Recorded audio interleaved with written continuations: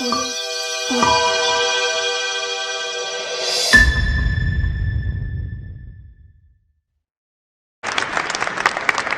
going to start something simple. We're going to do something for all of you here today. We're going to play an imagination game with a deck of cards. So I'm going to look you there on the centermost beanbag over there. The centermost, the one to your right, yeah? Okay, can you please stand up? And you're going to name a color. A deck of cards has two colors, right? There's reds and blacks. What do you want, the reds or the blacks? What do you want to use? You want to use the reds? Okay. You there, the third row over there. Yeah, you. Right there, yes, yes, yes. Please stand up. So she's gone for reds. What do you think it is, hearts or diamonds? Hearts? You sure about that? Okay, great. So we have red, we've got hearts. The lady in the green over there, yeah? Can you please stand up? Okay, it's blue. I'm colorblind, okay. So red, hearts, is it a number card or a picture card? What do you think it is? Picture card. Okay, red, hearts, picture. And the gentleman over there in the pink? Right there, right there. You, sir. Yeah, yeah. Please stand up. Which picture card is it? King, queen, or jack? Queen. Queen of hearts. The most popular card in the deck. Are you happy with that? You're the most important person over here, let me tell you that. Because you can either stick with the Queen of Hearts or you can change it. The reason I say this is because the Queen of Hearts, by list of survey, has been chosen time and time again. So what do you want to do?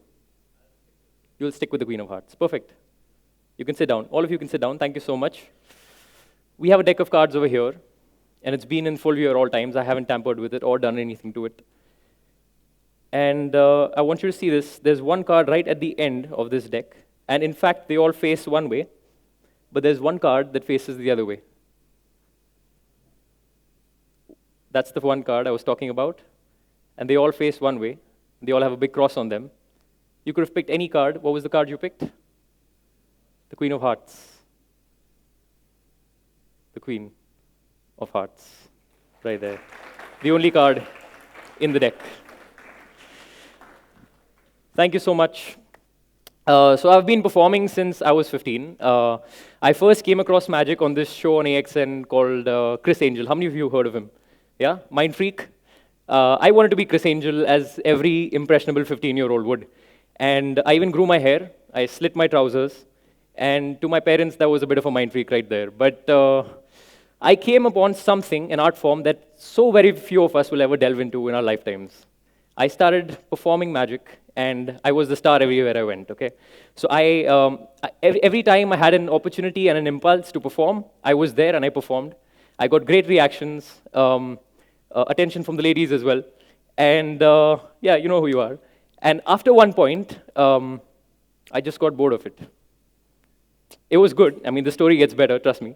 So fast forward to 3 years from then, I find myself working at this company called DirectEye as a marketing associate.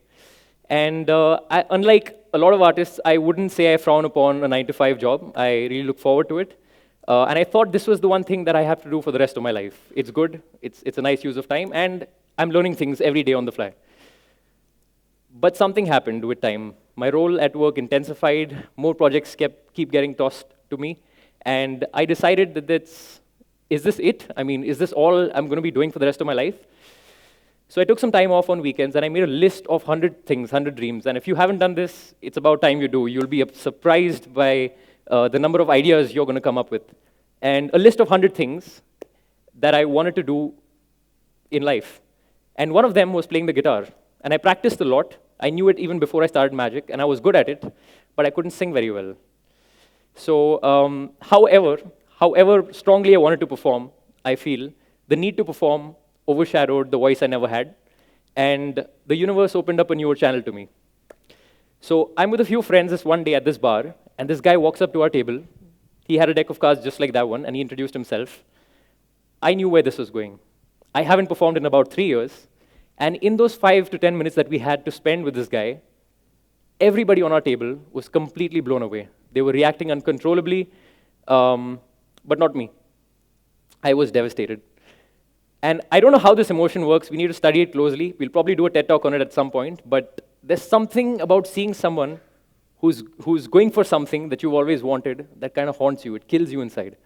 And that's exactly what happened to me. So being the eternal optimist that I was, I decided that it's time. I mean, I'm not going to harp over it. I spoke to the owner of the place. I asked him, is it okay if I come in and perform here as well? And assuming I knew what I was doing, he gave me a go-ahead. So I went back home, I rummaged through my old drawers, pulled out cards, coins, bills, notes, you name it, and I started studying the art of magic once again. That 1 week was extremely terrifying, the most terrifying week of my life. But little did I know, this is the one thing that I needed to do to be here speaking to you right now. So I went and I performed at this place. It was scary. I even fumbled. I even messed up. And that's something we get asked a lot. Yes, we do mess up. But with a little embarrassment, I was able to move through it. Now, over time, I realized that this is something I really love doing. I mean, I could do it without sleep. I barely sleep nowadays. I'm always constantly thinking about the art of magic and how is it that and what is it that I can do to be really of service and to amaze my audiences. And over time, I've realized that I could also do this for free. Of course, I don't tell my clients that, but you get where I'm going with this. You probably know it if you have something that you're really deep down burning and wanting to do. And over time, I've also realized that I've been fortunate and blessed enough to be able to perform for causes bigger than myself, for the ill, for the aged, for the physically challenged, for the homeless, and sometimes even for causes that are more prestigious, like brands, Lamborghini, Porsche, Vijay Sales, Book My Show, you name it. I've done it all. But even after all of that, I think those things are peripheries. They don't matter as much as the unlimited amount of lead time that we put in to be able to create what we create.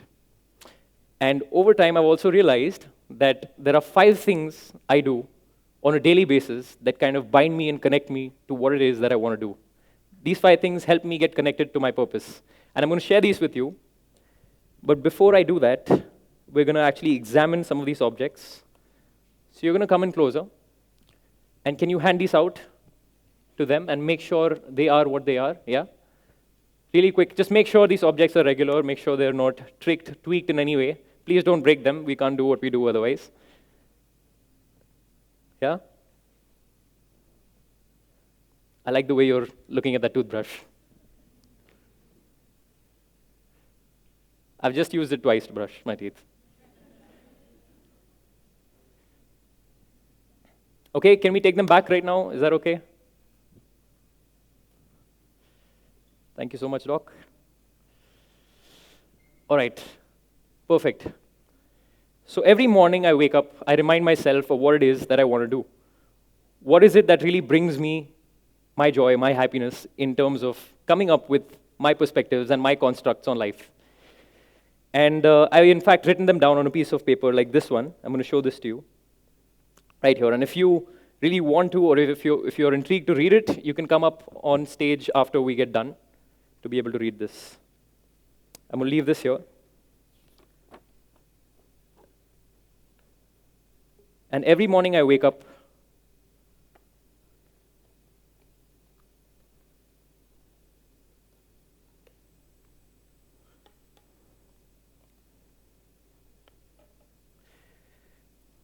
my room becomes my stage. And I perform to my own make-believe audience every single day. The first thing I've learned when searching for my purpose was that I need to really know myself. If I didn't take that time and figure out what it is that I wanted to do, I probably wouldn't be here speaking to you. If I didn't take that time to understand that I wanted to really play the guitar or any of that, I wouldn't be here.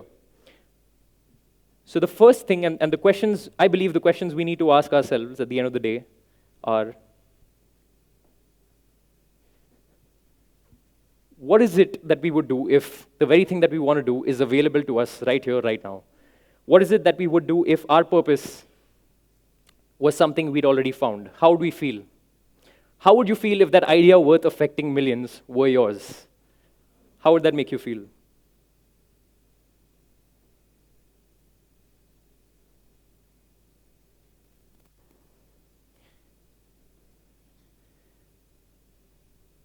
These, I've come to believe, are the questions we need to ask ourselves. The next thing that I learned was instrumental in shaping my relationship with fear and failure. The first table I performed for, I was fumbling. I dropped cards down. I didn't know where I was going with it. But with a little embarrassment and sense of humor, I was able to survive it. And then came fear. I'm nervous even right now as I do this. But I've come to believe that the relationship that I share with fear and love is the same. You see, I'm only afraid of things because I really care about them. And I care about them because I love them. And in that knowing, I can let go.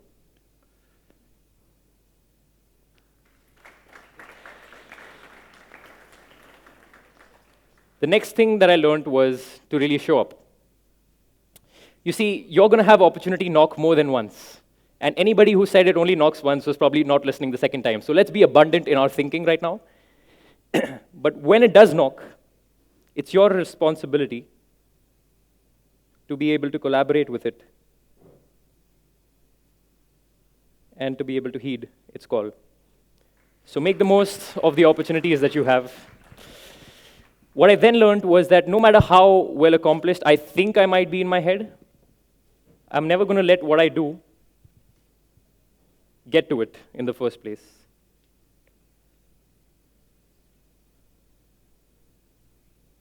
You see, I truly believe that we all need to keep being the beginner so that we don't lose track of our purpose, the very thing that we were here to do, and become jaded in thoughts of, oh, I'm so great and I can do whatever I want.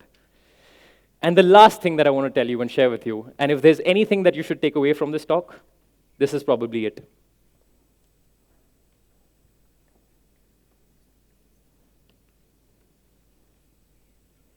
The last thing that I want to share with you is love. I truly believe to do anything noteworthy and to be great in life, you need to be love. You need to become that very emotion. And a lot of people say, well, we need to love what we do and do what we love, and we know that, and it's a cliche. But here's my question to you. How many of us truly believe that what we do loves us right back?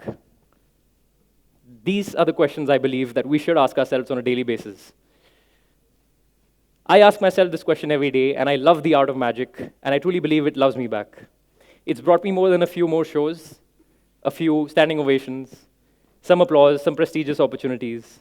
It's brought me my identity. It's brought me my purpose. You see, because I'm Chirag Jethwaney, and I truly believe that my purpose is to amaze you. Thank you.